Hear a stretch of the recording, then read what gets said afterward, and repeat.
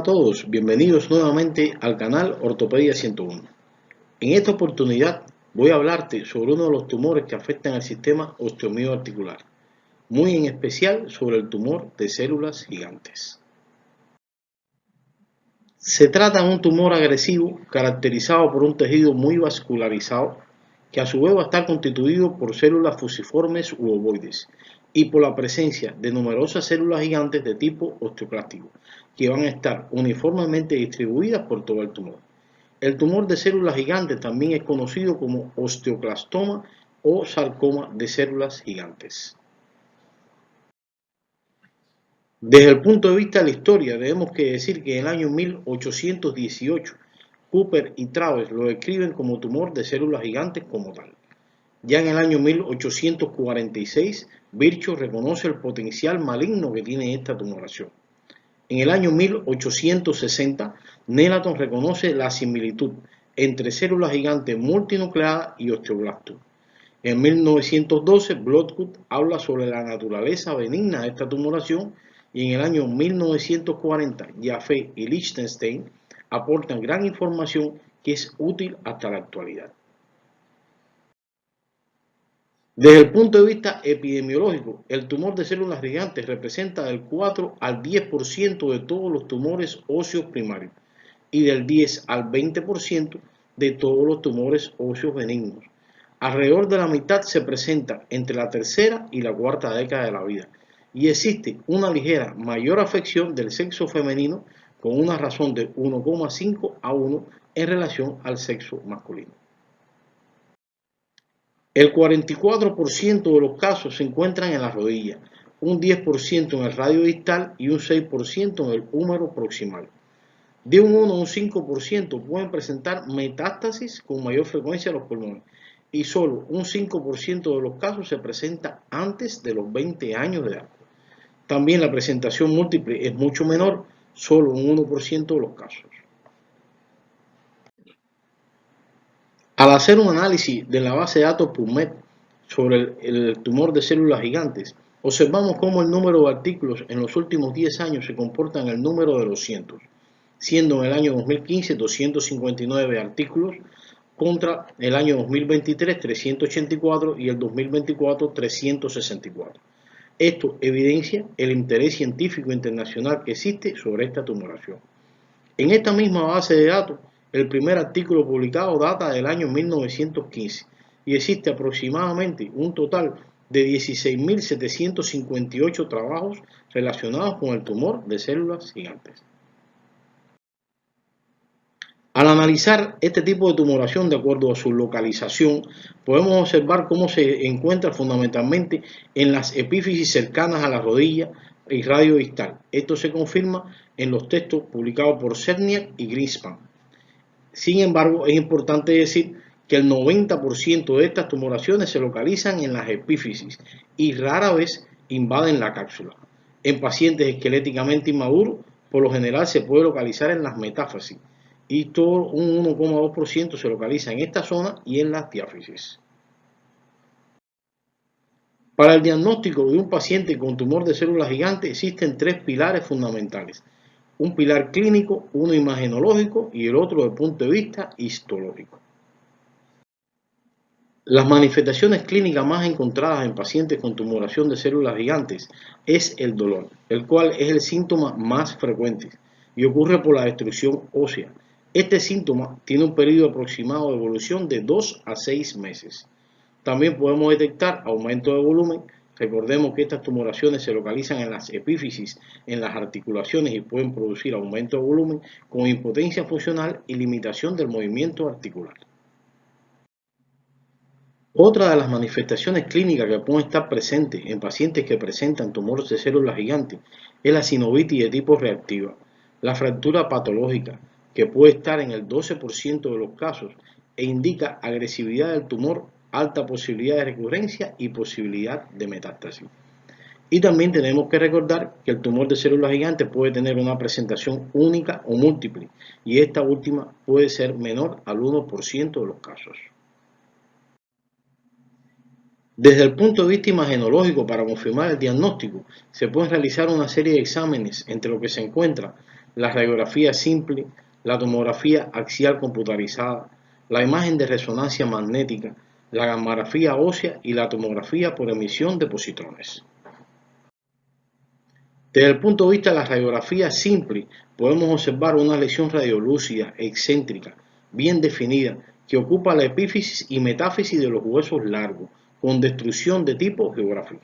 Aunque los bordes en ocasiones están bien definidos, no existe esclerosis en la tumoración, ni reacción perióstica y el trabeculado está ausente, como se observa en esta imagen. En ocasiones se pueden apreciar las imágenes clásicas de pompas de jabón o burbujas de jabón. En un tercio de los casos, el tumor excede más de la mitad del diámetro óseo, como se observa en esta imagen. La tomografía axial computarizada y la imagen de resonancia magnética muestra la lesión y su invasión a partes blandas, lo que permite la estadificación y planificación desde el punto de vista quirúrgico. La gammagrafía, por su parte, muestra una lesión hipercaptante en zonas frías en el interior, pues debido precisamente a la necrosis tumoral. Desde el punto de vista macroscópico, el tumor de células gigantes es de consistencia blanda y friable, con color que varía del gris al rojo. Se observa abombamiento del hueso con adelgazamiento o destrucción de la cortical. El aspecto es variable de acuerdo con la presencia de hemorragias, degeneración, necrosis, fibrosis y áreas quísticas, como se observa en esta imagen de aquí. Ya en la microscopía vamos a ver que se trata de un estroma vascularizado asociado a células fusiformes u ovales que alternan con células gigantes.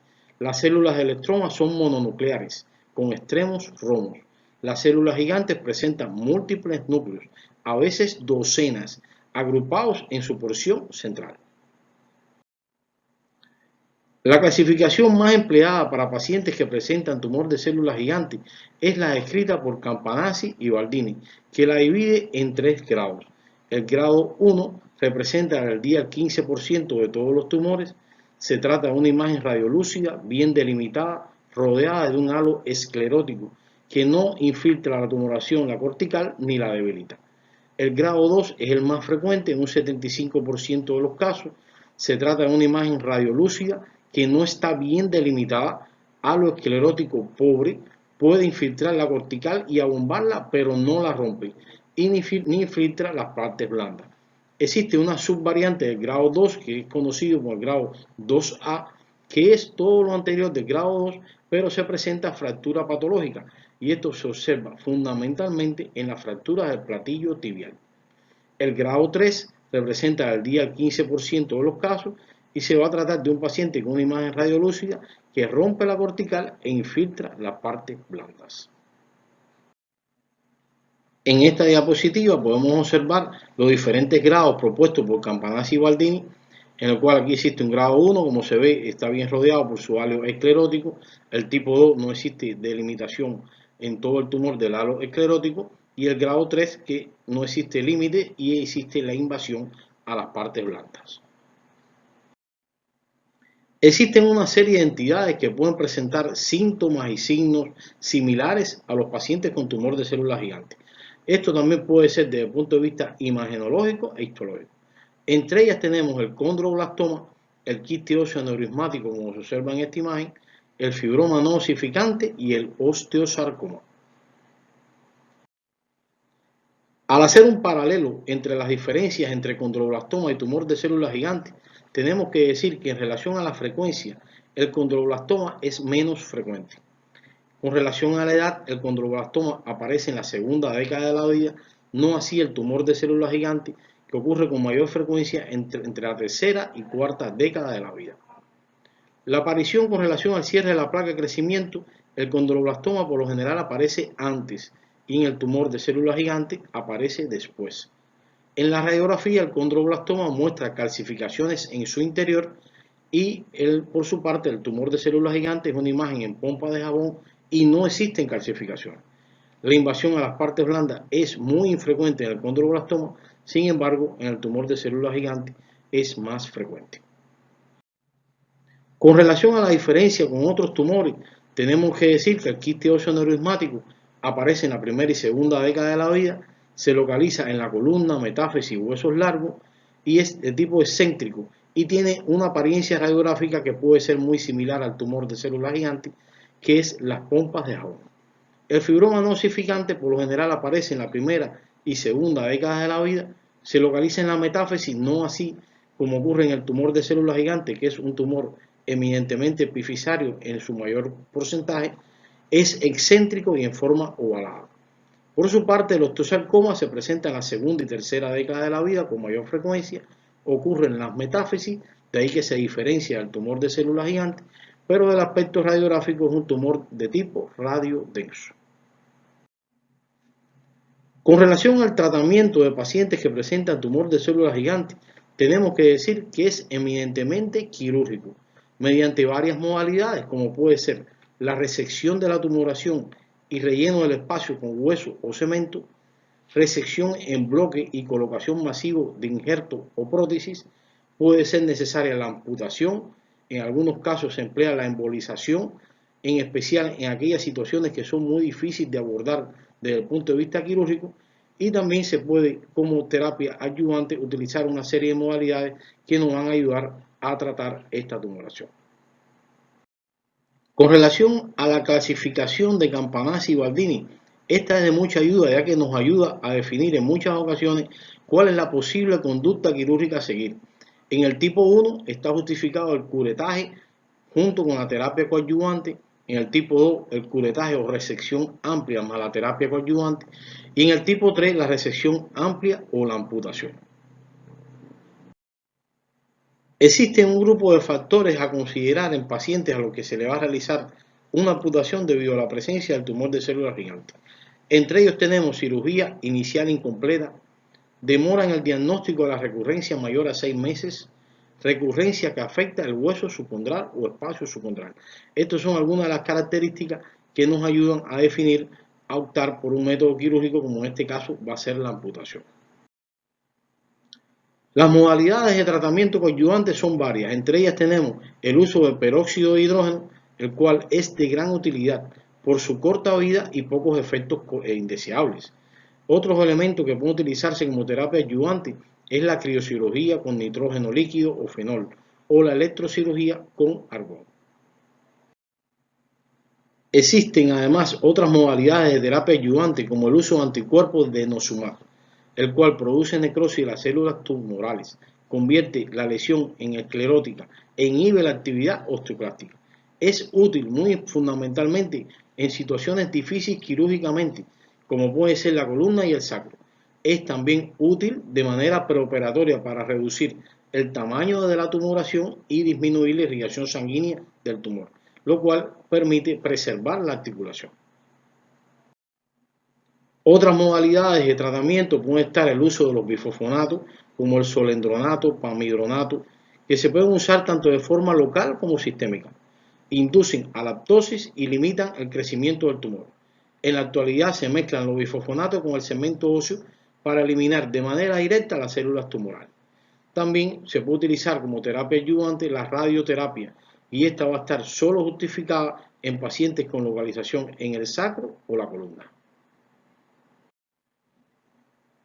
Las complicaciones más importantes relacionadas con el tumor de células gigantes van a ser una de ellas la recurrencia, que puede estar presente de un 20 a un 35% de los casos. Y depende del sitio, por ejemplo el extremo distal del radio es el más frecuente que la tibia y el fémur. Además el tratamiento inadecuado, que son los que favorecen la presencia de la recurrencia.